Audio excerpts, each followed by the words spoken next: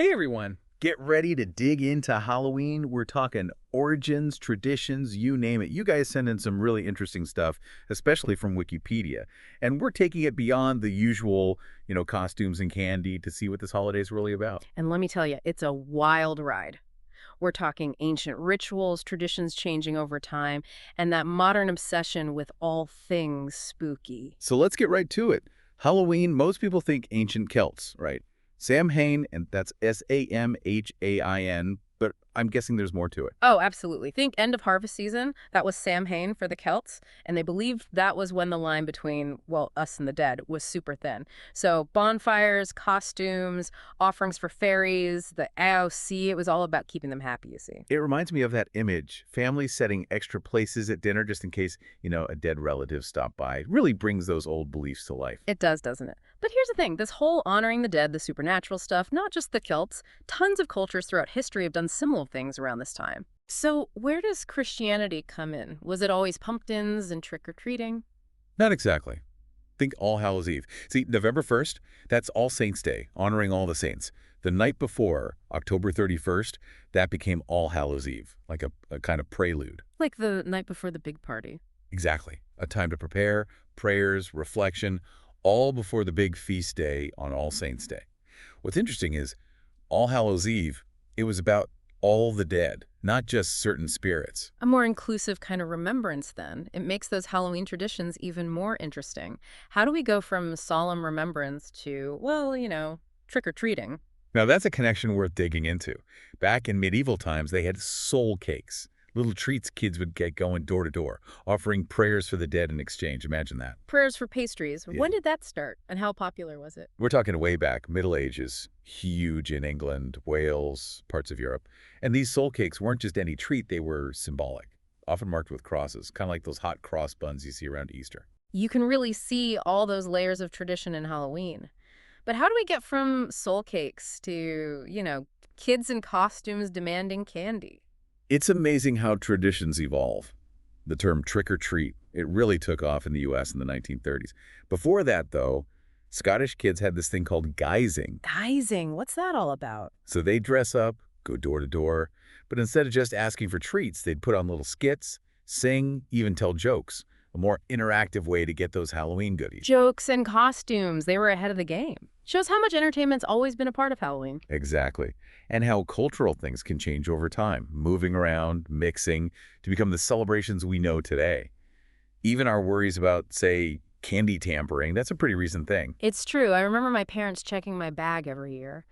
Makes you think how these fears, even if they're super rare, get so attached to the holiday. It shows that even with those old roots, how we experience these traditions, it's shaped by the times we live in.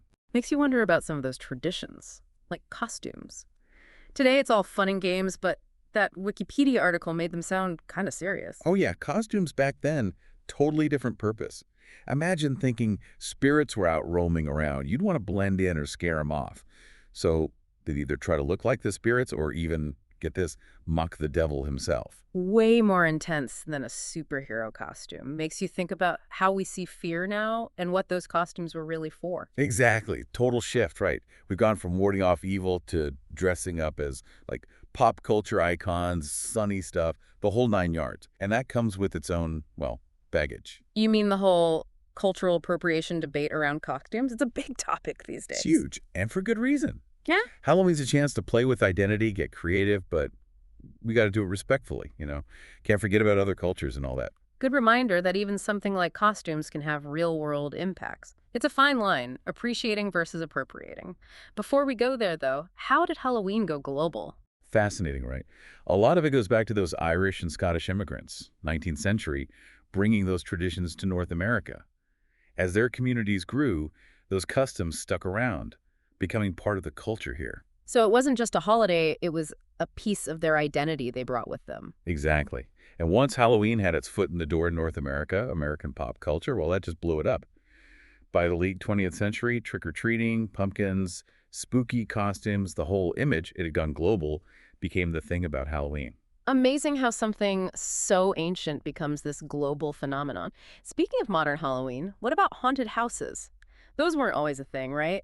Back then, people were actually scared of ghosts. You're hitting on something really interesting. The whole elaborate haunted house thing, that's relatively new, believe it or not.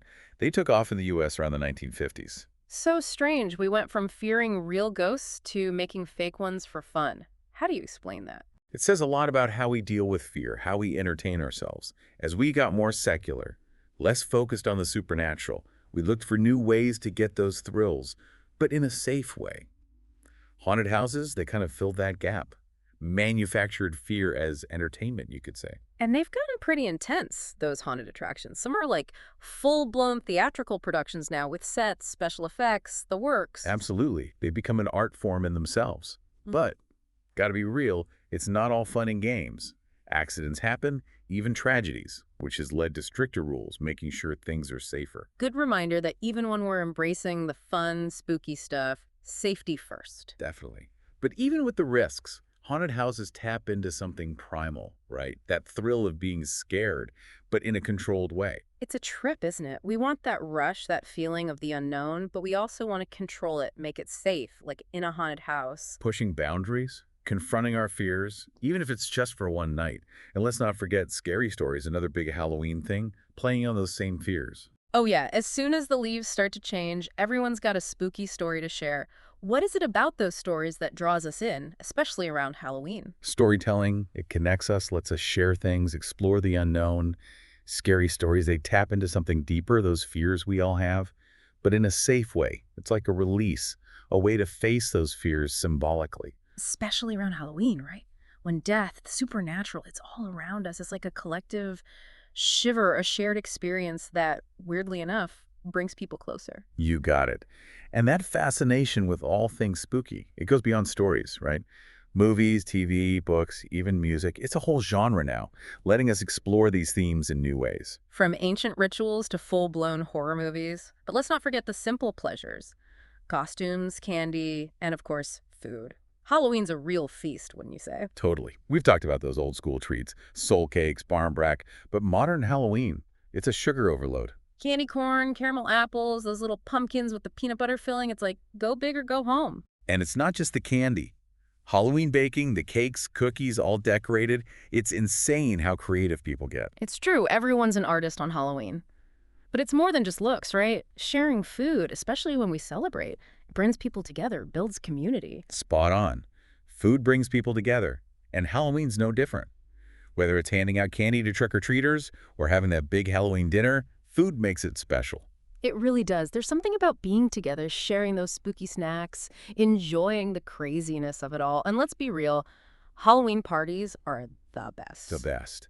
Time to cut loose, be a little silly, make some memories. We've covered a lot of ground, haven't we? We have. From ancient times to today, costumes, candy, those spooky stories, the food.